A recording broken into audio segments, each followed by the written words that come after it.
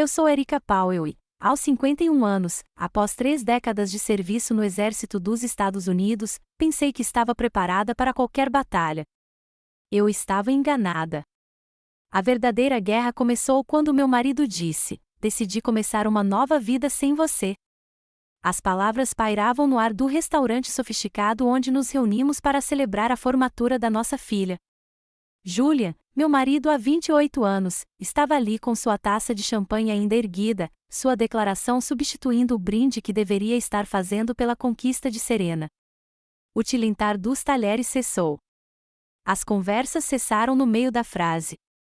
50 pares de olhos se alternaram entre Julian e eu, mas meu próprio olhar captou Kingsley, sua jovem amante, tentando esconder um sorriso triunfante na mesa ao lado. Se você quer saber o que acontece quando um coronel é traído, me diga de onde você está assistindo. Curta e prepare-se para uma luta onde a honra é a arma definitiva. O silêncio que se seguiu às palavras de Julian não foi vazio. Era pesado, um peso físico que oprimia a sala, carregado pelas expectativas não realizadas de 50 convidados. Eles aguardavam a explosão. Ansiavam pelo drama, pelos cacos de vidro, pelas acusações gritadas, pelo tapa que ecoaria pela elegante sala de jantar do Garrison Bistrô. Eles queriam uma cena digna da traição que tinham acabado de testemunhar. Minha mente, no entanto, não registrou o caos emocional que eles previam. 30 anos no corpo financeiro do exército me treinaram para reagir a uma crise, não com pânico, mas com avaliação. Naquele momento congelado, enquanto o aroma de vieiras chamuscadas e perfume caro pairava no ar, eu não era uma esposa. Eu era uma oficial conduzindo a triagem no campo de batalha. Avaliação da ameaça, antagonista principal, Julian Vance. Intenção hostil confirmada. Ativo secundário, Kingsley Thorne, fornecendo apoio ao adversário. Pessoal de alto valor a ser protegido, Serena Powell, minha filha. Objetivo da missão: retirada tática com a honra intacta. Meu olhar percorreu a sala, catalogando os rostos. Eram nossos amigos, nossa comunidade, oficiais com quem servi, esposas que apoiei em missões. Agora eram apenas testemunhas. Seus rostos eram uma mistura de pena, desconforto e uma curiosidade mórbida que me embrulhou o estômago. Meus olhos pousaram em Susan, sentada à mesa com o marido, um colega policial de Fort Liberty. Na semana anterior, eu havia passado 4 horas ajudando o filho dela a aprimorar a redação para West Point, canalizando cada pedacinho da minha experiência para lhe dar a melhor chance possível. Agora, eu a observava passar os polegares pela tela do celular sob a toalha de linho branco. Sua cabeça se abaixou. Ela não estava enviando uma mensagem de apoio. Ela estava divulgando a história. A traição não vinha só do meu marido. O contágio já estava se espalhando. A expressão presunçosa de Julian começou a vacilar, substituída por um lampejo de confusão. Ele esperava lágrimas. Planejaram um ataque histérico que o retrataria como o marido sofredor finalmente escapando de uma esposa volátil e obcecada pela carreira. Meu silêncio foi um defeito em sua estratégia. Foi uma resposta assimétrica para a qual ele não havia se preparado. Então, fiz a única coisa que ele jamais poderia ter previsto. Sorri. Não foi um sorriso caloroso. Foi uma linha fina e controlada, um pedaço de aço forjado que não tocou meus olhos. Levantei a mão lentamente, mas não para a taça de champanhe cheia de bolhas de celebração e mentira. Peguei meu copo de água gelada, com condensação grudada nas laterais. Ergui-o, o cristal refletindo a luz, e o inclinei diretamente em sua direção. Minha voz, quando soou, não era um sussurro. Era clara, calma e ecoava pela sala silenciosa com a projeção precisa de uma comandante se dirigindo às suas tropas. Parabéns, Julian, eu disse, com um tom sereno. Depois de 28 anos, você finalmente fez um movimento decisivo. O choque em seus olhos foi minha primeira pequena vitória. O equilíbrio de poder se alterou. Ele havia jogado uma granada, esperando que eu caísse sobre ela. Em vez disso, peguei-a e a devolvi calmamente. O murmúrio que percorreu a sala não era mais de pena de mim, mas de confusão e perplexidade dirigida a ele. Enquanto ele estava ali, momentaneamente desarmado, executei a próxima fase da minha operação. Peguei minha bolsa de couro, que estava ao lado da cadeira. Meus movimentos eram fluidos e deliberados, sem hesitação, sem hesitação. De um bolso interno, retirei um envelope grosso, de cor creme. Era feito de papel cartão grosso, do tipo usado para convites formais ou documentos legais. Parecia substancial na minha mão. Parecia uma consequência. Não olhei para Júlia. Não o entreguei a ele. Fazer isso seria me comprometer com ele. Em vez disso, cruzei o olhar com o nosso garçom, um jovem chamado Carlos, que parecia preferir estar em qualquer outro lugar do planeta naquele momento. Fiz um leve sinal com a cabeça para que ele se aproximasse da nossa mesa. Ele se aproximou cautelosamente da nossa mesa, como se estivesse entrando em um campo minado. Inclinei-me ligeiramente, com a voz baixa, mas perfeitamente audível para a mesa de Susan e para a de Kingsley. Carlos, disse eu baixinho, por favor, entregue isto ao Sr. Vance, mas só depois que minha filha e eu tivermos saído. Coloquei o envelope numa bandeja de prata. Não era mais uma disputa pessoal. Era uma transação formal. Eu havia me transformado da esposa humilhada na comandante que emitia uma ordem final selada. O envelope jazia ali na bandeja, um mistério silencioso e poderoso que agora comandava a atenção de toda a sala. A pergunta nos olhos apavorados de Júlia estava agora na boca de todos: que diabos tem nesse envelope? Minha missão estava quase completa. Só faltava proteger minha filha. Virei-me para Serena. Seu rosto estava pálido, os olhos arregalados e brilhantes de lágrimas não derramadas, o garfo congelado a meio caminho da boca. Ela estava em choque, vítima de uma guerra que não sabia que estava sendo travada. Estendi a mão por cima da mesa e coloquei minha mão sobre a dela. Meu toque era firme, uma pressão firme. Queixo erguido, soldado, sussurrei, minha voz agora repleta do calor que eu havia retido de todos os outros. Este é o seu dia. Não vamos deixar que ele o tire de você. Ela olhou para mim, uma única lágrima finalmente escapando e traçando um caminho por sua bochecha. Dei-lhe um aperto reconfortante. Vamos. Levantei-me e a ajudei a se levantar. Com um gesto maternal experiente, alisei a frente de seu vestido e ajustei a estola azul e branca summa cum laude que lhe cobria os ombros. Olhei-a diretamente nos olhos, transmitindo uma vida inteira de força em um único olhar. Somos Povels. Não quebramos. Juntos, nos viramos e nos afastamos da mesa. Não nos apressamos. Nossos passos eram medidos, nossas costas retas. Passamos pelas mesas silenciosas, um mar de rostos boquiabertos, e eu podia sentir o olhar furioso de Julian queimando em minhas costas. Passamos por Kingsley, cujo sorriso triunfante havia sido substituído por uma expressão de incerteza ansiosa. Quando a pesada porta de carvalho do restaurante se fechou atrás de nós, abafou os sons internos por um breve segundo.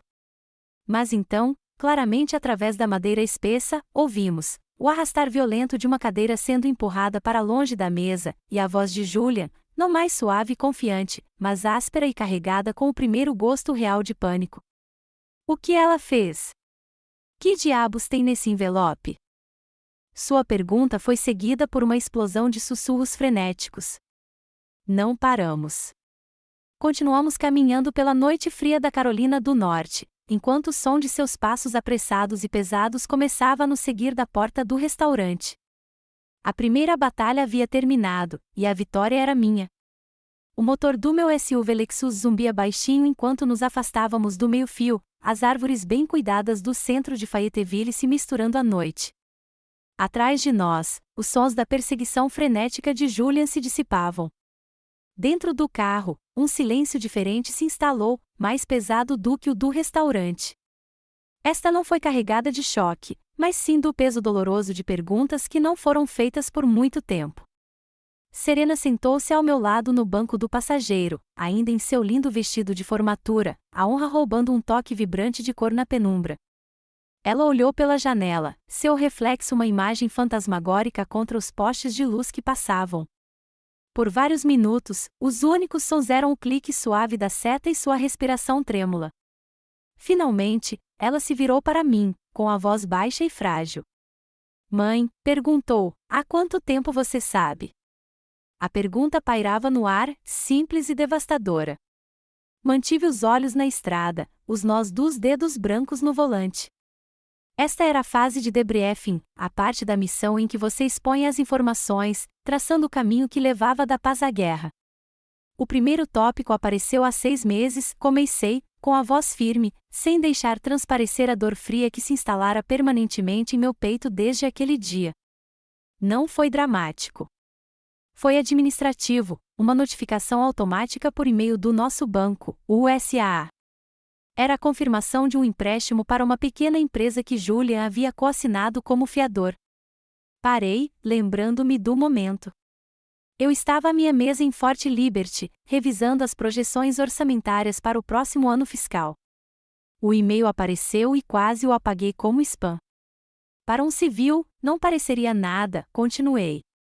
Mas para mim, era um sinal de alerta do tamanho de um paraquedas. O endereço comercial registrado não era um condomínio comercial nem uma loja. Era o número de um apartamento residencial, o apartamento de Kingsley Thorne. Para Julian, o homem das ideias brilhantes, foi um detalhe minúsculo e insignificante que ele havia ignorado. Para a Coronel Erica Powell, uma funcionária financeira com 3 décadas de experiência em auditoria de contas militares multimilionárias, foi uma quebra catastrófica de protocolo. Era um fio solto em uma tapeçaria perfeitamente tecida, e eu comecei a puxá-lo. Você precisa entender, Serena, eu disse a ela, com a voz mais fria, mais clínica. Eu não precisava contratar um investigador particular. Eu não precisava hackear o telefone dele. Seu pai cometeu um erro crítico. Ele subestimou o oponente. Durante todo o nosso casamento, eu era quem administrava as finanças. Eu tinha acesso a tudo, cada extrato de cartão de crédito, cada conta de investimento, cada declaração de imposto de renda. Eu era a base, a renda estável, a máquina de dinheiro militar, como ele me chamou uma vez. Tarde da noite, depois que ele dormia, eu ia para o meu escritório. Abri uma nova planilha do Excel, protegida por senha e com um nível de criptografia que deixaria o Pentágono orgulhoso. Dei a ela o nome de Projeto Nightingale e comecei a construir um mapa. Não era o mapa de um campo de batalha, mas de uma traição mapeada com dados financeiros. Cada transação era um alfinete naquele mapa. Uma cobrança de $5.000 na Tiffany e Coin Halley, não para o nosso aniversário. Uma série de reservas de hotel no The Breakers em Palm Beach durante uma suposta conferência de negócios em Orlando. Houve saques em dinheiro, sempre abaixo do limite de registro, em caixas eletrônicos perto do apartamento de Kingsley. As evidências não eram apenas contundentes, estavam meticulosamente documentadas. Criei cronogramas, fluxogramas, cruzando datas com a agenda oficial de viagens dele. Eu não era uma esposa furiosa bisbilhotando. Eu era uma contadora forense conduzindo uma auditoria em uma entidade fraudulenta, e a entidade era meu próprio casamento. A descoberta mais dolorosa aconteceu quando eu estava revisando o fundo universitário que havíamos criado para seus estudos de pós-graduação. Você se lembra do Natal passado? Perguntei a Serena, com a voz embargada pela primeira vez. Quando ele disse que precisava sacar $20.000. Ele alegou ter uma dica quente sobre um título municipal seguro e de alto rendimento que seria perfeito para o seu fundo educacional. Serena assentiu lentamente. Eu lembro. Ele disse que era sua maneira de contribuir. Um riso amargo e sem humor escapou dos meus lábios. A contribuição dele, eu disse, as palavras com gosto de cinza, foi a entrada para um BMW conversível novinho em folha para ela. Serena soltou um som suave e magoado, e eu me aproximei, colocando a mão em seu braço. Esse era o cerne da farsa de Julia. Não era só o dinheiro, era o desprezo. Ele sempre me tratou com condescendência, tratando minha carreira como um hobby peculiar e simplório. Só siga as ordens, Erica, ele dizia com um sorriso condescendente. Deixe que eu cuido da visão geral. Ou a sua favorita. Os números do exército são diferentes dos do mundo real, querida. Aqui não é tão complexo. Ele me via como uma utilidade confiável e previsível, um depósito direto que caía na nossa conta no dia 1º e no dia 15 de cada mês. Ele nunca considerou que a mesma mente analítica capaz de rastrear uma cadeia de suprimentos bilionária para a 82ª Divisão Aerotransportada também pudesse rastrear seu patético rastro de mentiras. Sua arrogância, sua desconsideração das minhas informações, foi a falha fatal em seu plano. Criou a vulnerabilidade necessária para que eu desmantelasse o mundo inteiro dele. Rodamos em silêncio por mais 1 quilômetro, com o peso da verdade se instalando entre nós. Serena finalmente quebrou o silêncio. Então o envelope, perguntou ela, é tudo isso? Essa, eu disse, com uma satisfação sombria na voz, é a arma que ele mesmo forjou e me entregou no dia em que nos casamos. Expliquei que, anos atrás, quando Julia estava apenas começando seu primeiro negócio fracassado, foi ele que insistiu em um acordo pré-nupcial. Ele queria proteger seus potenciais bens futuros de mim, o funcionário público assalariado. Eu concordei, magoado, mas pragmático. Contratei meu próprio advogado, um oficial aposentado do JAG, um homem que entendia o significado de honra melhor do que ninguém. Meu advogado acrescentou uma cláusula especial, disse a ela, entrando na nossa rua. Chama-se cláusula de infidelidade, mas demos um nome diferente. Chamamos de cláusula de honra. Seção 12. Ela estabelece que, se for descoberto que qualquer uma das partes se envolveu em infidelidade conjugal, ela perde todo e qualquer direito aos bens gerados pela renda da outra parte durante o casamento. Os olhos de Serena se arregalaram enquanto ela processava a insinuação. É isso mesmo, confirmei, entrando na garagem da casa que meu salário havia pago. Significa a casa, os carros, a aposentadoria, a carteira de investimentos, quase tudo. Por 28 anos, Julian achou que aquele documento era seu escudo. Ele nunca percebeu que, na verdade, era minha espada. Ele mesmo assinou, tão ansioso para proteger uma fortuna futura que nunca conquistou. Selou o próprio destino com uma caneta tinteiro e um sorriso condescendente. O homem que passou a vida me subestimando acabará de me entregar a munição para o meu comando final e decisivo. Depois de deixar Serena no apartamento mobiliado para a temporada que eu havia alugado discretamente na semana passada, voltei sozinho para a casa colonial de tijolos de 2 andares que chamamos de lar por 15 anos. A casa que meu salário havia garantido. Meus bônus haviam sido reformados. Ao entrar na garagem, não vi um santuário. Vi uma posição estratégica, uma base de operações. Naquela noite, era território ocupado, e eu estava ali para recuperá-lo. Não subi para arrumar as coisas dele nem desci para chorar na lavanderia. Fui direto para a sala de estar e estabeleci meu posto de comando. Não acendia as luzes do teto, preferindo as sombras. A única iluminação vinha de um único abajur de latão na mesa lateral, cujo brilho suave incidia sobre uma pilha de documentos que coloquei ao lado. Do armário de bebidas de mogno, servi-me 2 dedos de Bourbon ou de Ford Reserve. O líquido âmbar contrastava fortemente com o champanhe comemorativo de antes. O primeiro gole foi uma queimação lenta e controlada, afugentando o frio que se instalara profundamente em meus ossos. Sentei-me na minha poltrona, com o couro frio contra a pele, e esperei. Um oficial nunca entra em uma batalha despreparado. Você protege o terreno elevado, controla o terreno e força o inimigo a vir até você. Levou quase 1 hora. 1 hora preenchida pelo tic-tac constante do relógio de pêndulo no corredor. Um som que antes era reconfortante, mas agora parecia uma contagem regressiva. Então ouvi o guincho de pneus enquanto sua Mercedes entrava em disparada na garagem, seguido pela batida de uma porta de carro.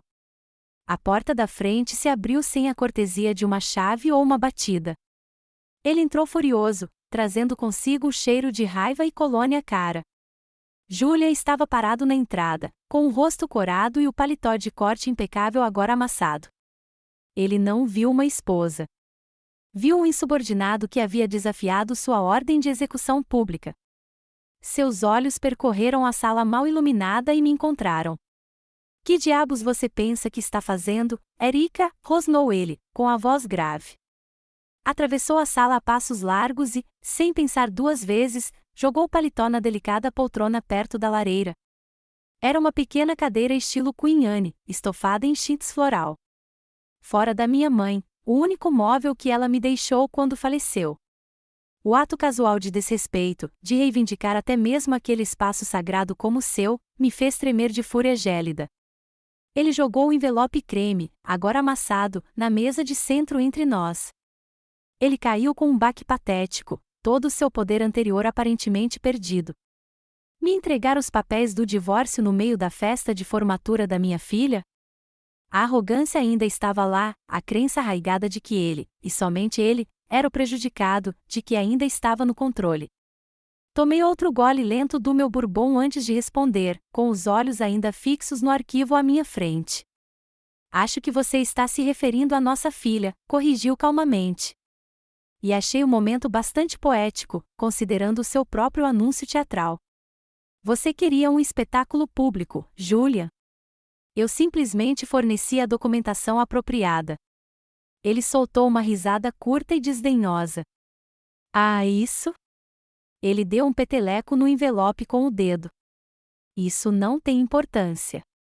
Esse acordo pré-nupcial tem quase 30 anos, Erika. Qualquer calouro de direito vai te dizer que não vale nada. O tribunal vai te expulsar da sala rindo. Foi então que finalmente levantei os olhos. Deixei que ele visse toda a força, sem disfarces, do meu olhar. Era o mesmo olhar que eu lançava a um oficial subalterno cujas contas estavam $1 milhão abaixo do esperado. Frio, analítico, implacável. Na verdade, eu disse, com a voz baixando para um tom perigosamente baixo, meu advogado diz algo bem diferente. Você se lembra do David Shane, não é? Coronel aposentado do Exército, o melhor da turma na Faculdade de Direito da Duke. Ele parece achar que a seção 12, a cláusula de honra, é tão válida hoje quanto no dia em que você a assinou. Seu advogado deveria ter explicado isso a você. Ah, espere. Fingi um momento de compreensão. Você não consultou um advogado, consultou, Julia? Porque isso exigiria previsão e admitir que você poderia precisar de ajuda. O sangue sumiu de seu rosto pela primeira vez desde que entrará. A máscara de confiança arrogante se rompeu, revelando o homem em pânico e inseguro por baixo. Ele deu meio passo para trás, uma retirada subconsciente. Você não tem provas, gaguejou ele, com as palavras presas na garganta. Não disse nada. Simplesmente, lentamente, girei meu laptop sobre a mesa para encará-lo. A tela brilhava na penumbra. Estava aberto em um arquivo de áudio. O título estava em uma fonte limpa e em negrito, Planejamento de Nova Vida, 24 de abril. Seus olhos se arregalaram de horror. Apertei a barra de espaço. Sua própria voz, esperta e conspiratória, preencheu o silêncio da sala. Só mais um grande saque da conta conjunta, disse sua voz gravada. Vamos chamar de investimento inicial. Erika não vai questionar. Ela está ocupada demais bancando a soldado para prestar atenção nos detalhes. Então a resposta de Kingsley, rindo alto, estridente e cruel, tem certeza de que consegue ordenhar aquela vaca militar uma última vez? Querida, a voz de Julian transbordava de uma confiança presunçosa, ela tem sido minha rede de segurança por quase 30 anos. Ela não sabe dizer não. Apertei a barra de espaço novamente, mergulhando a sala em um silêncio ensurdecedor, quebrado apenas pelo tic-tac frenético do relógio. Julian ficou paralisado, seu rosto uma máscara de descrença e terror. Ele encarou o laptop como se fosse uma cobra venenosa pronta para atacar. A cor havia desaparecido completamente de seu rosto, deixando para trás uma palidez pastosa e acinzentada. Sua boca se abriu e fechou, mas nenhum som saiu. Ele não estava mais olhando para a esposa. Estava olhando para uma estranha, uma mulher que havia reunido informações, identificado suas fraquezas e armado uma armadilha perfeita e inescapável. Ele havia entrado em uma batalha que ele mesmo havia criado, armado de ego e arrogância, apenas para se ver diante de um oponente com poder de fogo superior, estratégia superior e provas irrefutáveis. Ele finalmente entendeu. Ele não estava em um divórcio complicado. Estava em uma guerra, e já havia perdido. Depois que Julian saiu cambaleando da casa, derrotado e exposto, um silêncio profundo se instalou novamente. Mas este era de um tipo diferente. Era o silêncio oco que se segue a uma batalha, repleto do eco de explosões e do forte cheiro da adrenalina azedando. Fiquei ali, no meio da sala de estar, o vitorioso em um campo de batalha que nunca desejei, e não senti nada além de uma exaustão profunda. O copo de bourbon estava vazio. A casa parecia vasta e fria. Pela primeira vez na noite, todo o peso da minha solidão me oprimia, e senti as paredes cuidadosamente construídas da minha compostura começarem a rachar. Afundei na poltrona, sentindo o corpo impossivelmente pesado. A luta estava vencida, mas a guerra estava apenas começando. E, por um momento aterrorizante, me senti completamente sozinho. Meus dedos encontraram meu celular. Percorri os contatos, nomes de colegas, vizinhos, mulheres do clube de esposas de oficiais. Nenhum deles me parecia um porto seguro. Então meu polegar parou em um nome, o da única pessoa na família de Julian que sempre me olhou não como a esposa de Julian, mas como Erika. Minha mão hesitou. Já passava da meia-noite. Era a irmã dele. Mas a necessidade de uma verdadeira aliada, de um santuário, superava todo o resto. Apertei o botão de chamada. Ela atendeu no segundo toque. Diana, é a Erika. Desculpe ligar tão tarde. Sua voz ecoou pela linha, calma e firme, sem nenhum traço de surpresa. Estava esperando sua ligação, Erika. Me diga onde você está. Estou a caminho. Ela não perguntou o que aconteceu. Não pediu detalhes nem fofocas. Suas únicas perguntas eram logísticas, as preocupações práticas de um soldado veterano que socorre um camarada. Onde você está? Precisa que eu te pegue? Uma hora depois, eu estava sentado na cozinha quentinha e desorganizada do aconchegante bangalô de Diana Vance, em um bairro tranquilo e arborizado nos arredores de Chapel Hill. A casa dela era o oposto daquela que eu acabara de deixar. Enquanto a minha era organizada e espaçosa, a dela transbordava com o caos confortável de uma vida bem vivida. Livros sobre história militar transbordavam das prateleiras, dividindo espaço com fotografias emolduradas e certificados de dispensa honrosa. Uma bandeira americana dobrada, do tipo dada às famílias de soldados mortos, repousava em uma vitrine sobre a lareira, em silenciosa reverência. Diana, professora aposentada de História Militar da UNC, era a única membro da família Vance que realmente entendia a linguagem de serviço e honra que eu falava. Ela se movia pela cozinha com uma eficiência silenciosa, o rosto marcado por uma tristeza consciente. Ela colocou uma tigela fumegante na minha frente. Era canja de galinha, daquelas tradicionais, com macarrão grosso e pedaços de cenoura e aipo. O aroma me transportou instantaneamente 20 anos atrás. O cheiro era exatamente igual ao da minha mãe. Lembro que você me disse uma vez que sua mãe sempre fazia isso para você quando voltava de uma longa missão, disse Diana suavemente, sentando-se à minha frente com uma caneca de chá. Achei que você ia gostar de um pouco hoje à noite. O simples e profundo ato de gentileza fez o que a crueldade de Julian não conseguiu. Rompeu minhas defesas.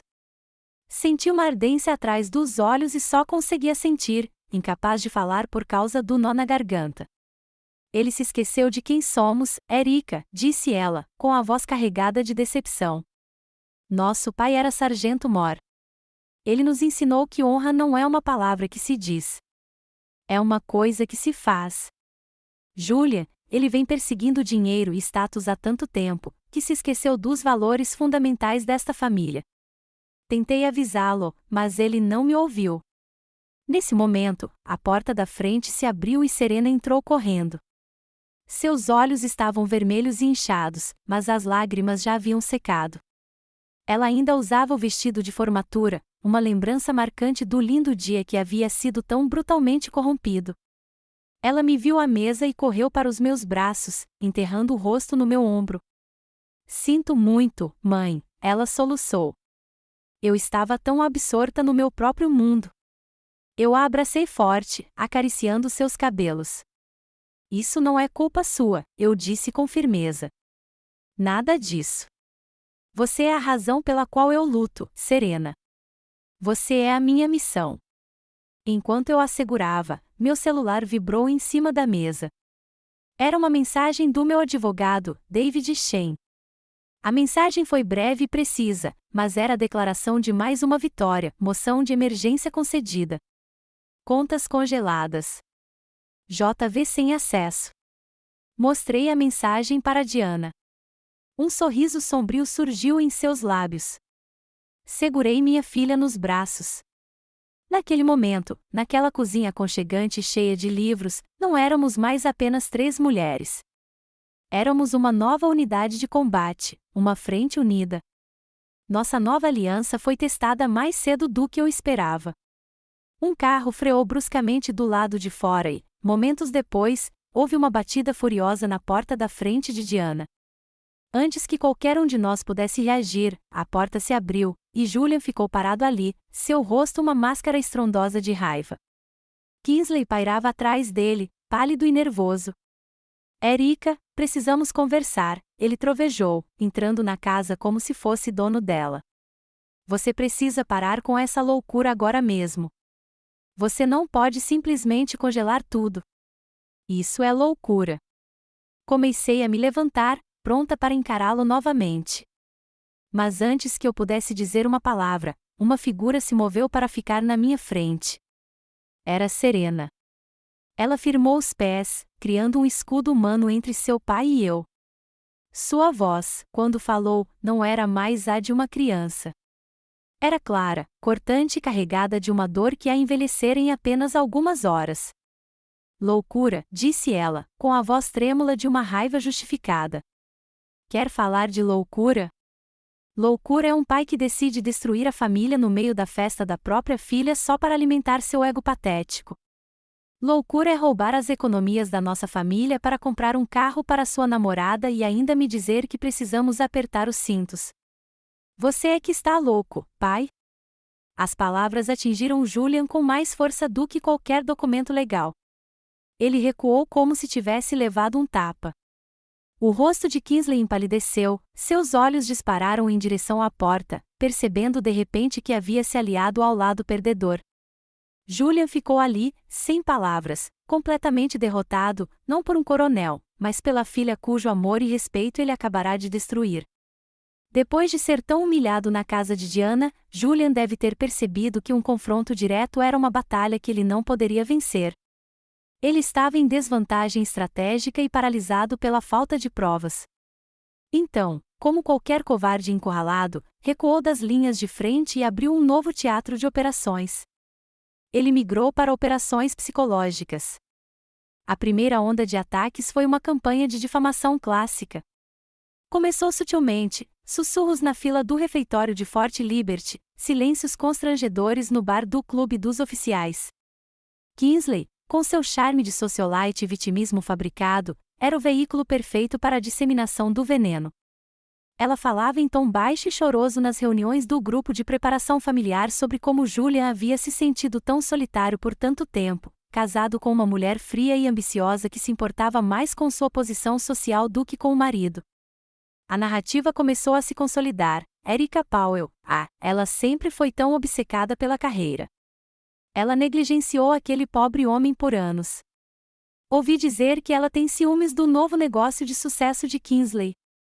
As mentiras, repetidas com bastante frequência, começaram a soar como verdade na câmara de eco da comunidade militar. Velhos amigos de repente ficaram ocupados demais para tomar café. Convites para churrascos no quintal pararam de chegar. Eu estava sendo isolada de forma metódica e silenciosa, afastada da minha própria rede de apoio. A solidão era uma dor palpável e arrepiante. Mas a segunda onda de ataques foi muito mais insidiosa e muito mais pessoal. Julian começou a usar o nosso passado como arma. Os e-mails começaram alguns dias depois do incidente na casa de Diana. Não eram raivosos nem ameaçadores. Eram piores. O primeiro chegou com um assunto, lembra disso, em anexo, uma foto nossa do início dos anos 90, tirada em uma viagem às montanhas Blue Ridge. Éramos jovens, com apenas 23 anos, abraçados, sorrindo bobamente felizes contra um fundo de folhas de outono. Meu cabelo estava mais comprido na época, e eu estava usando o moletom enorme da faculdade dele. Abaixo da foto havia uma única linha de texto: sinto falta desse homem. O homem que eu era antes da sua carreira acabar com ele. Antes de você nos matar. Foi um gaslighting clássico, uma aula magistral de transferência de culpa. Ele estava tentando reescrever 28 anos de história, me pintando como o vilão e ele como a vítima trágica. Outro e-mail chegou no dia seguinte. Era apenas um link para um vídeo do YouTube, Chuvas de Novembro do Guns N' Roses. Nossa música, a música que dançamos no nosso casamento. Sem mensagem. Ele não precisava de nenhuma. A música em si era um fantasma assombrando o silêncio do meu apartamento temporário. Dia após dia, o ataque continuava. Uma foto nossa trazendo Serena recém-nascida do hospital para casa. Uma foto da minha formatura na escola de oficiais, ele prendendo meu distintivo de segundo-tenente na minha gola, radiante de orgulho, ou o que eu antes confundia com orgulho. Cada imagem, cada memória, era um míssil cuidadosamente mirado, projetado para romper minhas defesas emocionais, para me fazer duvidar da realidade que eu havia descoberto. Lembra quando éramos felizes? As mensagens gritavam. Isso foi antes de você escolher o exército em vez de mim. A culpa é toda sua. Por dias, resisti firme. Afinal, eu era coronel. Já havia suportado dificuldades e pressões muito maiores do que alguns e-mails manipulativos. Mas o bombardeio constante e direcionado começou a me desgastar. O inimigo não estava no portão. Ele estava dentro da minha cabeça, usando minhas próprias memórias como munição. O ponto de ruptura chegou tarde da noite. Eu estava sozinho. Serena tinha saído com amigos e Diana estava em um evento da universidade.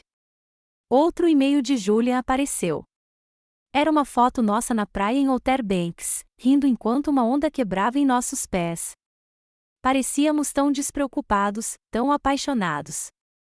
Pela primeira vez, uma recha de dúvida, fria e cortante, perfurou minha determinação. Olhei para o rosto sorridente da jovem que eu costumava ser e senti uma onda de culpa me invadir. Ele estava certo? Uma vozinha traiçoeira sussurrou em minha mente. Minha ambição nos custou a felicidade. Minha carreira era um preço alto demais a pagar. Senti a ardência das lágrimas, as primeiras que me permiti desde que aquele pesadelo começou. A fortaleza cuidadosamente construída ao redor do meu coração começou a ruir. Era exatamente isso que ele queria. Queria que eu me rendesse por dentro antes mesmo de pisarmos em um tribunal. Na noite seguinte, Diana deve ter percebido meu ânimo fraquejado. Ela me encontrou olhando fixamente para a tela do meu laptop, mais um dos mísseis de memória de Julian, sem abrir, na minha caixa de entrada. Ela não ofereceu chavões nem garantias fáceis. Em vez disso, sentou-se à minha frente com 2 canecas fumegantes de chá Earl Grey e me contou uma história. Você já estudou a campanha terrestre de Ulysses S. Grant? Ela perguntou, com sua voz de professora cortando a névoa em minha mente. Balancei a cabeça. Os generais de Grant estavam apavorados, disse ela. Eles estavam obcecados por Robert Lee. Lee vai fazer isso. Lee vai nos flanquear aqui. Eles estavam sempre reagindo ao que achavam que o inimigo poderia fazer. Mas Grant não estava interessado nisso. Quando sua equipe lhe trazia esses relatórios apavorados, ele apenas dizia: estou cansado de ouvir sobre o que Lee vai fazer. Quero descobrir o que vamos fazer com ele. Ela se inclinou para a frente, seus olhos fixos nos meus. Érica, é isso que Julia está fazendo com você. Ele está tentando te arrastar para o campo de batalha dele, um campo de batalha de emoção, nostalgia e culpa. Ele quer que você reaja, duvide, lute nos termos dele. Não caia nessa. Ela estendeu a mão e colocou a dela sobre a minha. Pare de pensar no que ele está fazendo com você e comece a pensar no que você vai fazer com ele. Traga-o de volta para o seu campo de batalha, o dos fatos, evidências e consequências. Suas palavras foram como um jato de água fria, uma ordem direta que cortou o ruído da minha insegurança. Ela estava certa. Eu havia permitido que o inimigo escolhesse o terreno. Era hora de retomar o comando. Enquanto Diana observava, abri meu laptop. Não abri o e-mail do Julian. Criei uma nova regra nas configurações da minha caixa de entrada, que enviava qualquer mensagem do endereço dele diretamente para a lixeira, sem ser lida. Então, abri meu celular, encontrei o contato dele e apertei o botão de bloquear. Uma profunda sensação de silêncio tomou conta de mim. Eu havia cortado o contato dele. A guerra psicológica havia acabado. Eu estava de volta ao controle, e o próximo passo seria meu. Eu pensava que, ao bloquear as ligações e os e-mails de Julian, eu havia traçado um limite claro. Pensei que estava definindo os novos termos de compromisso. Eu estava enganada. Julian não respeitava limites. Quando viu seu ataque psicológico bloqueado, não recuou. Ele intensificou o ataque, mirando seu próximo ataque não em mim, mas na única pessoa que ele sabia que era o meu mundo inteiro. A ligação veio numa tarde de terça-feira. Era Serena. Sua voz estava fina e trêmula, distorcida pelo pânico. Mãe, aconteceu uma coisa. Eu acabei de receber um e-mail. Do seu pai? Perguntei, meu corpo tenso. Não, disse ela, com a voz embargada. É do escritório de auxílio financeiro da Duke. Um medo frio, agudo e imediato, tomou conta de mim. Serena tinha sido aceita no prestigiado programa de pós-graduação em políticas públicas da Duke, um sonho pelo qual ela havia lutado incansavelmente. Foi o momento de maior orgulho da minha vida. O que dizia, querida? Perguntei, tentando manter a voz calma. Ela respirou fundo e leu o e-mail. Prezada senhorita Powell, após uma conversa recente com seu pai, o Sr. Julian Vance, estamos escrevendo para acompanhar algumas possíveis mudanças na situação financeira de sua família, a fim de garantir que seu pacote de auxílio para o próximo ano letivo permaneça em dia. Poderia, por favor, fornecer a documentação atualizada? Ela se perdeu num soluço engasgado, e eu não precisei ouvir o resto. Fiquei ali, na cozinha, com o telefone pressionado com força contra o ouvido, e um silêncio aterrador me invadiu. O ruído de fundo do mundo, o zumbido da geladeira, o som distante do trânsito, desapareceu. Restava apenas o zumbido nos meus ouvidos e a imagem de Julian pegando o telefone e, deliberada e metodicamente, tentando sabotar o futuro da própria filha. Ele não tinha apenas cruzado a linha. Ele tinha atirado uma tocha por todo o mapa. Não se tratava mais de um divórcio amargo. Era uma campanha de terra arrasada travada contra um inocente. Ele estava disposto a sacrificar o sonho de Serena, o futuro dela, tudo para ganhar um pouco de vantagem sobre mim. Naquele momento, algo dentro de mim se rompeu. Ou talvez tenha sido forjado. A raiva que surgiu não era a raiva quente e confusa de uma discussão acalorada. Era uma fúria fria, pura e silenciosa. Era a energia calma e concentrada do núcleo de um reator nuclear. Cada resquício de piedade, cada resquício remanescente do amor que eu um dia senti por aquele homem, foi incinerado. Cada dúvida, cada pergunta de foi minha culpa, desapareceu na certeza incandescente de sua depravação. Finalmente o vi como ele era, não um marido imperfeito, não um homem egoísta.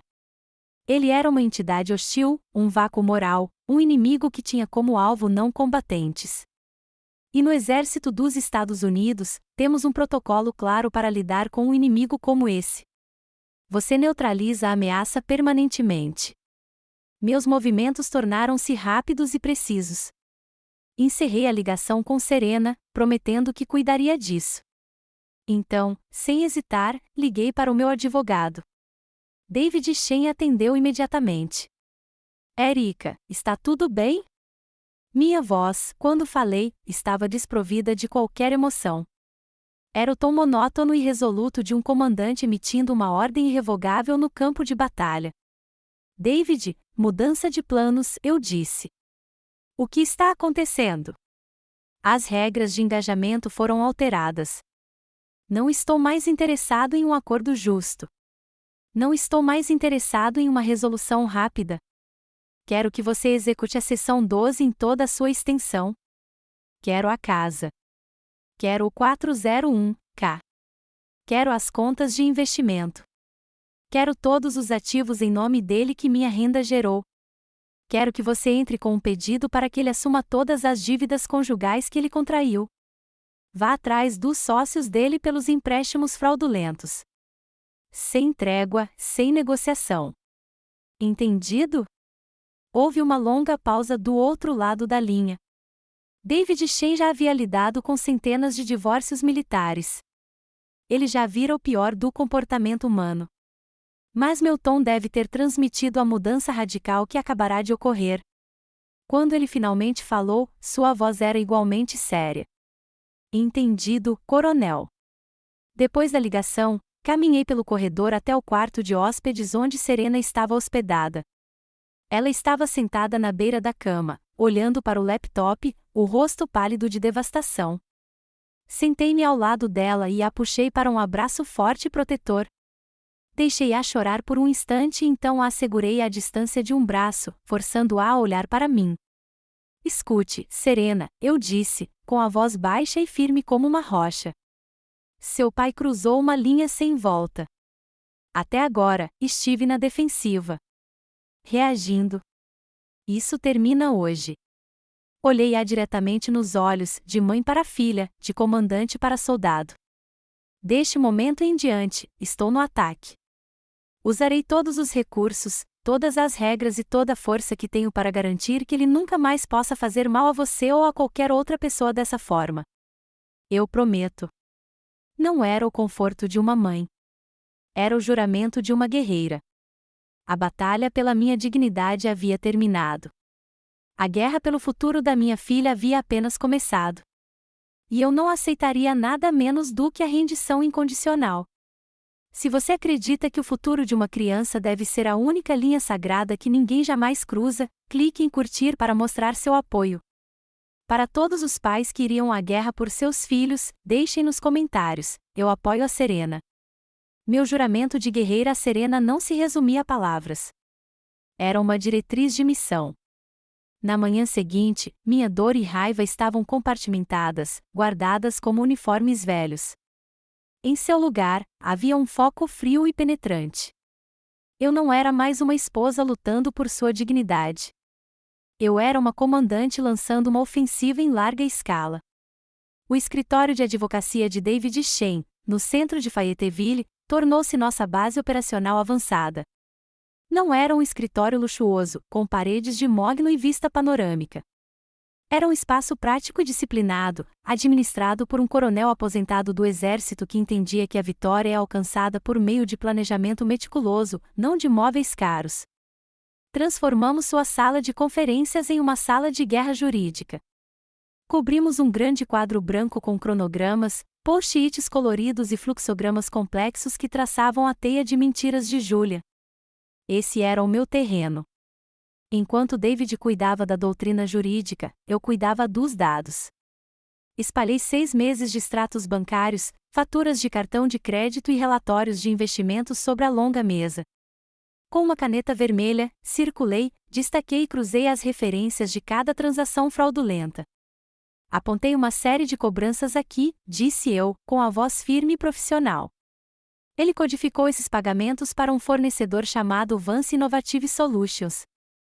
É uma LLC de fachada. Os pagamentos correspondem às datas em que Kingsley assinou o contrato de aluguel do apartamento dela e comprou o BMW dela. Ele não estava investindo. Estava lavando nossos bens conjugais para financiar seu caso. David desviou o olhar dos papéis para mim, com um sorriso lento se espalhando pelo rosto. Coronel, disse ele, balançando a cabeça em admiração, o senhor está fazendo metade do meu trabalho de assistente jurídico para eles. Não está apenas construindo um caso. Está escrevendo uma acusação pronta para a acusação. Nosso primeiro movimento estratégico foi garantir uma testemunha-chave. Precisamos depor Diana, disse David, com a expressão séria. Hesitei. David, ela é irmã dele. Não quero colocá-la nessa posição. É uma escolha impossível. É também a nossa arma psicológica mais poderosa, rebateu ele. Nada diz mais alto a um juiz do que a própria família de um homem testemunhando sua falta de caráter. Antes que eu pudesse argumentar, decidi que a escolha tinha que ser de Diana. Liguei para ela naquela tarde e expus a situação, deixando claro que ela poderia recusar sem julgamento. Sua resposta foi imediata e firme. Erika, não se trata de lealdade a um nome. Trata-se de lealdade à verdade. Julian precisa ser responsabilizado pelo que fez. Diga ao David que estarei lá. Sua integridade era um farol na névoa turva daquela guerra. Com nossa base jurídica consolidada, agi para neutralizar o apoio logístico de Julian. Meus 30 anos no corpo financeiro me ensinaram que, para derrotar um inimigo, não se deve apenas atacar sua posição, é preciso cortar suas linhas de suprimento. Primeiro, mirei em seu acesso à capital. Eu sabia, pelas suas mensagens de voz em pânico, que eu tinha guardado, mas não respondido, que ele estava tentando desesperadamente obter empréstimos de parceiros comerciais locais para cobrir suas contas congeladas. Pedi ao escritório de David que redigisse uma notificação formal de litígio, um documento legal que informa potenciais credores de que os bens de uma pessoa estão atualmente em litígio. Enviamos o dinheiro por carta registrada para todos os seus contatos comerciais conhecidos. Em 48 horas, suas linhas de crédito secaram. Ninguém emprestaria dinheiro a um homem cuja base financeira estava prestes a ser destruída no tribunal. Em seguida, mirei no santuário dele. Julia e Kingsley moravam em um complexo de apartamentos de luxo chamado The Aimon. Eu sabia com certeza que o depósito de segurança e os 3 primeiros meses de aluguel haviam sido pagos da nossa conta de investimento conjunta. Eu mesmo redigi uma carta, desta vez em meu próprio papel timbrado, e a enviei à administradora de imóveis. A carta foi educada, profissional e devastadora. Simplesmente informava que os fundos que garantiam o aluguel estavam congelados como parte de um litígio de divórcio envolvendo irregularidades financeiras e que os pagamentos futuros não estavam garantidos.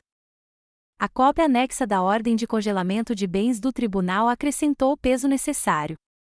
Eles agora enfrentavam o despejo. Cada ação era legal, precisa e executada sem emoção. Eu estava sistematicamente desmantelando a vida que ele havia roubado de mim para construir. O golpe final e decisivo veio uma semana depois. David me ligou, com a voz eletrizada pela emoção da caçada. Erika, nós o pegamos, disse ele. Temos a prova cabal. Sua equipe de contabilidade forense vinha rastreando rastros digitais. Apenas 2 dias após o desastroso jantar de formatura e um dia após meu pedido inicial de divórcio ter oficialmente emitido uma ordem de restrição temporária sobre todos os bens conjugais, Julian tentou uma transferência eletrônica de $250 mil da nossa conta de investimentos na Vanguard para uma empresa de fachada recém-criada em Delaware. É um caso clássico de transferência fraudulenta, explicou David, com a empolgação evidente na voz. Ele violou intencionalmente uma ordem judicial numa tentativa descarada de ocultar bens. Isso não é apenas antiético, é ilegal. Ele demonstrou desacato ao tribunal. Recostei-me na cadeira, uma lenta e sombria sensação de fim me invadindo.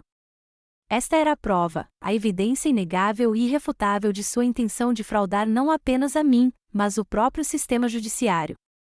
O jogo acabou, coronel, disse David, e eu pude ouvir o sorriso em sua voz. Não vamos apenas vencer.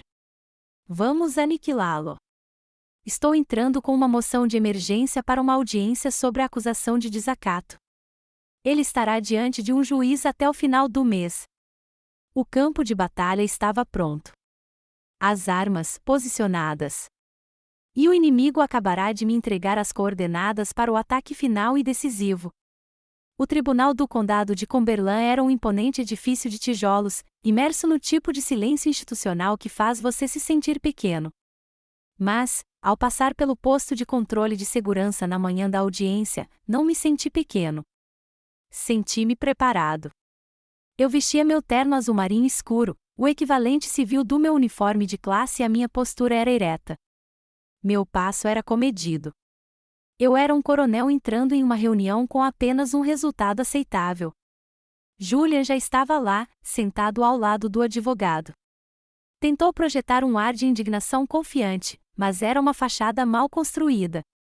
Seu terno caro não conseguia esconder a energia nervosa que irradiava dele, a constante mudança de posição na cadeira, a maneira como seus olhos percorriam a sala, evitando os meus. Seu advogado, um jovem que parecia ter acabado de sair da faculdade de Direito, continuava folheando seus papéis com um ar úmido e incerto. Pareciam amadores que haviam tropeçado em uma zona de guerra. Em contraste, caminhei até minha mesa e sentei-me ao lado de David Shen.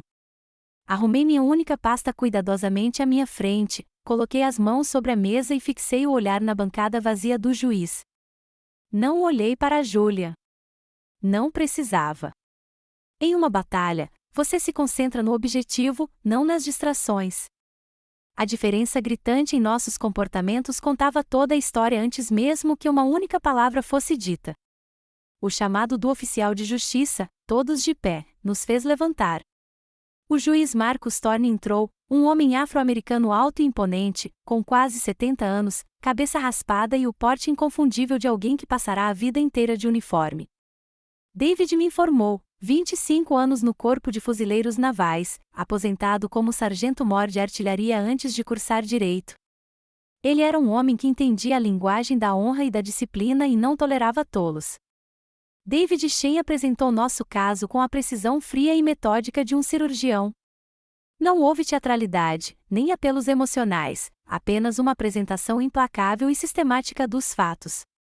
Meritíssimo, começou ele, estamos aqui hoje porque o Sr. Vance demonstrou um padrão de comportamento que inclui fraude financeira, infidelidade conjugal e, o mais perturbador, desrespeito por este mesmo tribunal. Uma a uma, ele expôs as evidências, os extratos bancários mostrando dinheiro lavado, os recibos da Tiffany de presentes que nunca recebi, as contas de hotel da Flórida. A cada prova apresentada como prova, eu via Julian se encolher um pouco mais na cadeira. O arquivo de áudio de sua conversa com Kingsley foi reproduzido no tribunal silencioso, enquanto sua voz presunçosa, vangloriando-se de ordenhar a vaca militar, ecoava pelas paredes revestidas de madeira. Mas o golpe final e irrefutável foi a evidência da transferência ilegal. David apresentou os registros com carimbo de data e hora da Vanguard. Meritíssimo, menos de 24 horas após o processo do Coronel Powell ter imposto o congelamento legal de todos os bens conjugais, o Sr. Vance tentou transferir ilegalmente $250.000 para uma empresa de fachada em Delaware. Esta não é a ação de um marido separado. Esta é a ação de um criminoso.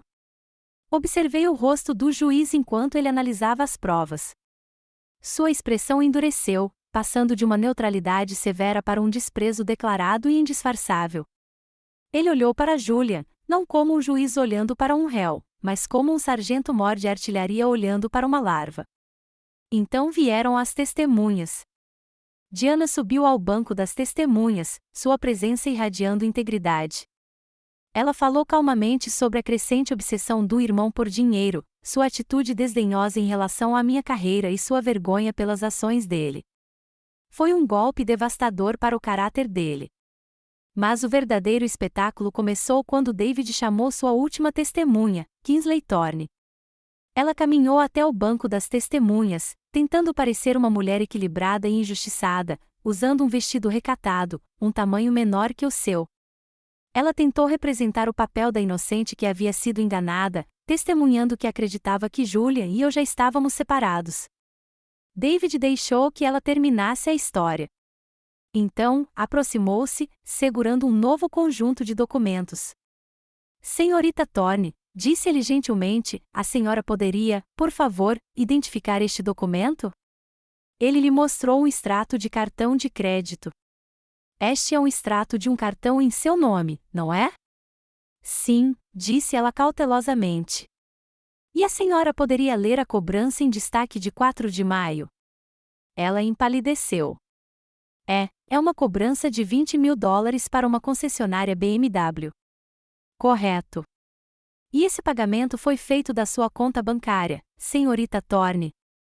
Bem, não. Julian me deu o dinheiro. Ele lhe deu o dinheiro, repetiu David. No mesmo dia em que $20.000 foram sacados de um fundo educacional conjunto pertencente a Coronel Powell e sua filha. Será apenas uma coincidência? Kingsley começou a entrar em pânico. Sua história cuidadosamente ensaiada se desfez sob o peso das evidências. Eu não sabia de onde vinha o dinheiro. Ele me disse que era o dinheiro do próprio investimento. Disse que estava tudo resolvido. Ela estava se desfazendo, a voz subindo de tom. Virou a cabeça bruscamente e encarou Julia, com os olhos arregalados de medo e traição. Você me disse que estava tudo resolvido, ela gritou, apontando um dedo trêmulo para ele. Você disse que ela não descobriria. Você me prometeu. O juiz bateu o martelo. Ordem, senhorita Thorne, controle-se. Mas o estrago já estava feito. A aliança construída sobre mentiras havia se autodestruído espetacularmente em tribunal aberto. O juiz não deliberou por muito tempo. Ele olhou para baixo, de seu banco, com o rosto uma máscara de fúria fria. Declarou que o acordo pré-nupcial, e especificamente a seção 12, a cláusula de honra, era totalmente válido e executável. Ele então voltou sua atenção diretamente para Julia. Senhor Vance, disse ele, com a voz carregada de autoridade, em meus 20 anos neste tribunal, raramente vi uma demonstração tão calculada de conduta desonrosa, falsidade e profundo desrespeito à santidade de um contrato matrimonial.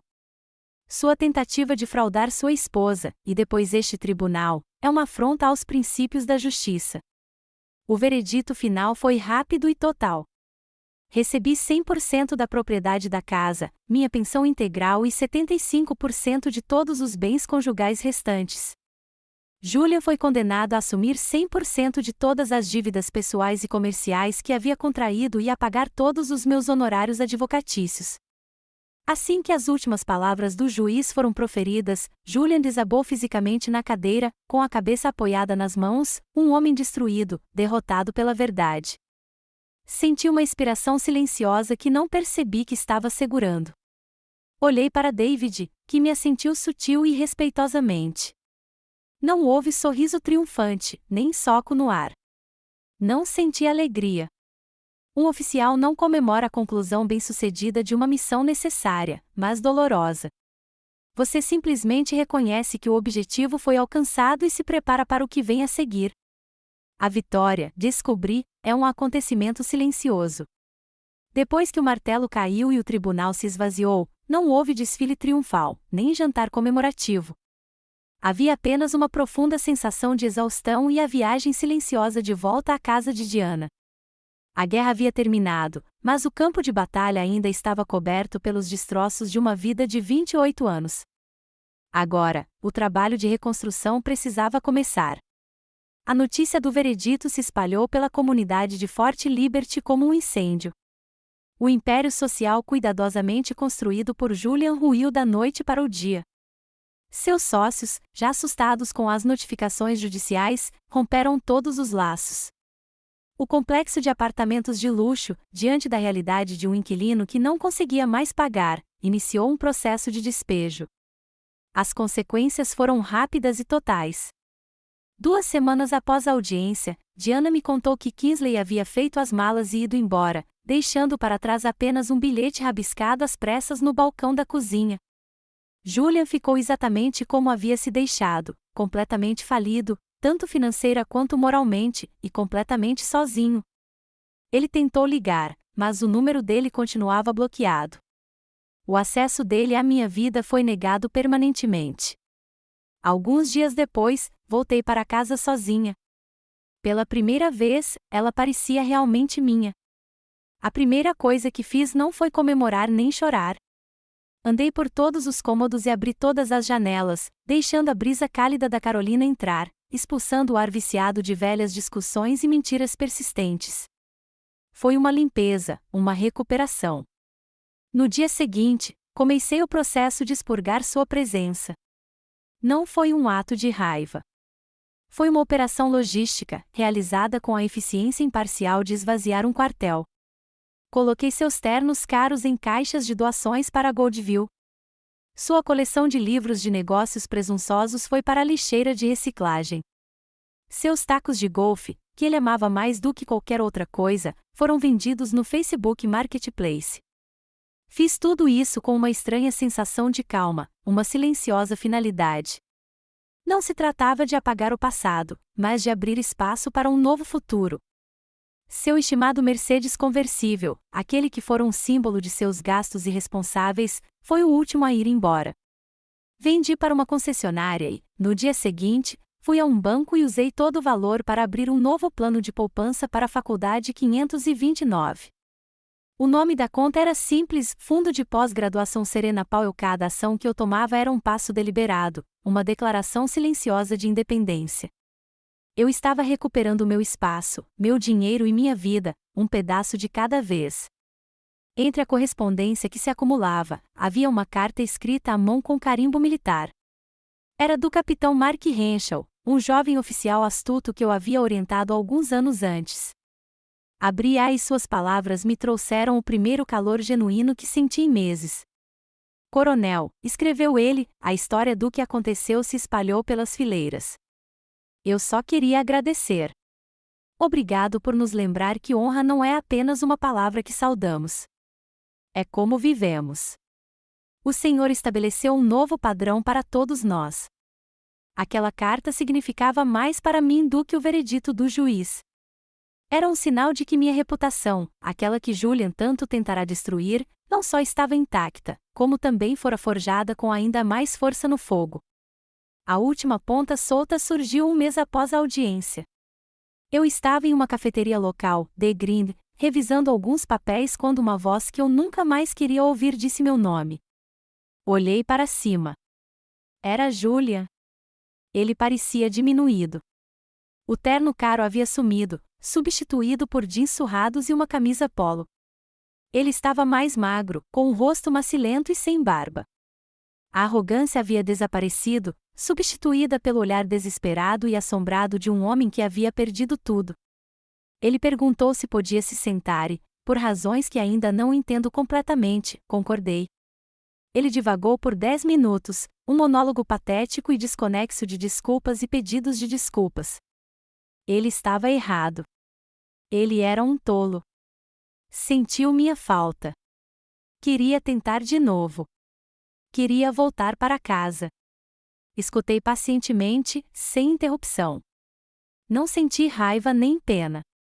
Não senti nada. Ele era um estranho para mim agora, um fantasma de outra vida. Quando ele finalmente ficou sem palavras, com seus olhos esperançosos e suplicantes fixos nos meus, tomei um gole tranquilo do meu café com leite. Julian, eu disse, com a voz suave, mas firme, eu não te odeio, mas o que também não tenho mais por você é respeito.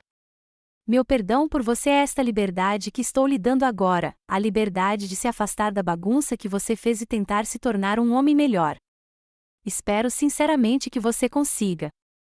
Fiz uma pausa, deixando as palavras se aprofundarem. Mas nossa jornada juntos chegou ao fim. Não há como voltar atrás. Levantei-me, deixei uma nota de $5 na mesa para o meu café e saí sem olhar para trás. Esse foi o nosso encerramento, sem brigas aos berros, sem despedidas emocionadas, apenas um limite silencioso, absoluto e definitivo. Naquele fim de semana, organizei uma pequena reunião na casa. Não foi uma festa de vitória. Foi uma cerimônia de reinauguração. A lista de convidados era pequena e criteriosamente selecionada: Diana, Serena, David Shea e sua esposa, e um punhado de amigos leais do exército que nunca vacilaram, incluindo Mark Henschel e sua família. Grelhamos hambúrgueres e cachorros quentes no quintal. Bebemos cerveja artesanal local da Aviator Brewing Company e ouvimos rock clássico em uma caixa de som portátil. Rimos. O som de risadas genuínas e descomplicadas que enchia o espaço parecia uma bênção. Não era a celebração de um fim. Era a celebração de um novo começo. Ao olhar para os rostos reunidos no meu quintal, iluminados pelo brilho suave das tochas chiqui, percebi que havia redefinido o significado de família. Não era uma obrigação ligada por sangue ou um contrato legal. Era uma fortaleza construída de lealdade, honra e amor incondicional. Esta era minha nova unidade, minha família escolhida. E pela primeira vez em muito tempo, eu estava em casa. Os meses que se seguiram ao processo judicial foram um período de reconstrução silenciosa, não apenas da minha casa, mas do meu propósito de vida. Eu havia passado 30 anos servindo meu país, seguindo ordens e cumprindo as missões que me foram confiadas. Agora, pela primeira vez, eu tinha a liberdade de escrever a minha própria história. 6 meses após aquele fatídico jantar de formatura, enviei minha documentação para a aposentadoria antecipada do Exército dos Estados Unidos. Não foi uma decisão tomada por amargura ou exaustão. Foi uma redistribuição estratégica. Deixei 30 anos de serviços excepcionais para trás, não para me retirar do mundo, mas para me engajar com ele em uma nova frente. Usando parte dos bens que havia legitimamente recuperado, fundei uma organização sem fins lucrativos. Aluguei um pequeno e prático espaço de escritório em um prédio modesto, próximo aos portões do Fort Liberty. A placa na porta era simples, impressa em uma fonte limpa e autoritária: Comando Financeiro Powell. Minha nova missão era clara. Eu usaria minha expertise, minha experiência e minhas cicatrizes para servir a comunidade que eu conhecia melhor. O Comando Financeiro Powell se dedicava a fornecer aconselhamento financeiro pro bono para famílias de militares, veteranos e, principalmente, para cônjuges de militares que se encontravam diante da devastadora encruzilhada do divórcio ou da perda. O escritório não era glamouroso. Não havia obras de arte caras nas paredes, apenas posteres informativos emoldurados sobre o GI-Bill e os empréstimos imobiliários do VA. Mas era um lugar de segurança, eficiência e profunda compaixão. Passei meus dias ajudando jovens soldados alistados a criar seus primeiros orçamentos, orientando famílias nas complexidades financeiras de uma mudança permanente de posto e lutando por cônjuges que estavam sendo explorados financeiramente em divórcios amargos. Minha primeira cliente foi uma jovem chamada Sarah, de apenas 22 anos. Seu marido, um sargento do exército, havia sido morto por um IED no Afeganistão apenas um mês antes. Ela entrou no meu escritório segurando uma pasta grossa de documentos oficiais, com os olhos arregalados de tristeza e confusão. Ela estava se afogando em um mar de siglas, SGLI, DIC, Tricari, enquanto tentava lidar com a dor inimaginável da perda. Passei 3 horas com ela naquela tarde. Analisei a papelada, expliquei o significado de cada formulário e criei um plano financeiro claro para o futuro dela. Mas, mais do que isso, eu simplesmente escutei. Escutei enquanto ela me contava sobre o dia em que conheceu o marido, sobre o sonho deles de comprar uma casa pequena, sobre o último telefonema que tiveram. Em sua história, vi o eco da minha própria, uma vida construída com base em serviço e sacrifício, repentina e brutalmente destruída. Quando ela saiu do meu escritório naquele dia, o medo em seus olhos havia sido substituído por um vislumbre de esperança. Ao ajudá-la a encontrar seu equilíbrio, eu fortaleci o meu. Eu não era mais apenas um conselheiro. Eu era um camarada, um comandante e um aliado. A organização cresceu mais rápido do que eu poderia imaginar. O boca a boca é a força mais poderosa em uma comunidade militar, e a história do coronel que agora lutava por ele se espalhou rapidamente. Fui convidado para palestrar em reuniões públicas da base e em seminários de preparação para famílias. Não fui mais apresentada como a esposa de Julian Vance, nem mesmo como Coronel Powell. Passei a ser conhecida simplesmente como a fundadora do Comando Financeiro Powell, um título que conquistei, uma reputação que construí das cinzas da minha antiga vida. Serena, depois de se formar na Duke com altas honras, tomou uma decisão que me encheu de um orgulho profundo e silencioso. Ela recusou uma oferta de emprego lucrativo em Washington, D.C., e se juntou a mim, assumindo a comunicação e a divulgação da organização. Juntas, éramos uma equipe formidável, uma unidade formada por mãe e filha, transformando o passado doloroso da nossa família em um legado de serviço. A história termina exatamente 1 ano depois daquela noite no Garrison Bistro. Estou na varanda dos fundos da minha casa, com uma caneca de café quente nas mãos. O sol está começando a nascer sobre as colinas ondulantes da Carolina do Norte, pintando o céu em tons suaves de rosa e dourado. Está tudo quieto, o único som é o suave chiurear dos pássaros matinais. Não estou pensando em Julia. Não estou pensando no tribunal ou na traição. A guerra é uma lembrança distante, um capítulo fechado de um longo livro. Meus pensamentos estão no dia que se inicia, no jovem casal de militares com quem me encontrarei às 9 horas para ajudá-los a planejar o primeiro filho, e na proposta de financiamento que Serena e eu estamos escrevendo para expandir nossos serviços para outras bases. Percebo agora que o envelope creme que entreguei ao garçom naquela noite não foi um ato de guerra. Não foi o fim de uma história. Foi um conjunto de ordens que escrevi para mim, o primeiro comando de uma nova e muito mais importante campanha, a missão de resgatar minha vida, minha honra e usar a força que encontrei em meu momento mais sombrio para servir aos outros. Tomo um gole de café enquanto o sol surge no horizonte, inundando o mundo com uma nova luz. Finalmente encontrei a paz, não na vitória e certamente não na vingança, mas no serviço, na minha nova missão. Se a minha história prova alguma coisa, é que o fim de um capítulo não é o fim do livro. Todos nós já enfrentamos uma batalha que deixou cicatrizes. Mas essas cicatrizes não são um sinal de fraqueza. Elas são um testemunho do que você sobreviveu. Elas são a base sobre a qual você pode construir sua próxima missão. Se essas histórias de resiliência e honra ressoam com você, convido você a se juntar à nossa comunidade. Inscreva-se no canal e compartilhe esta história com alguém que precise se lembrar da sua própria força. Obrigada por ouvir.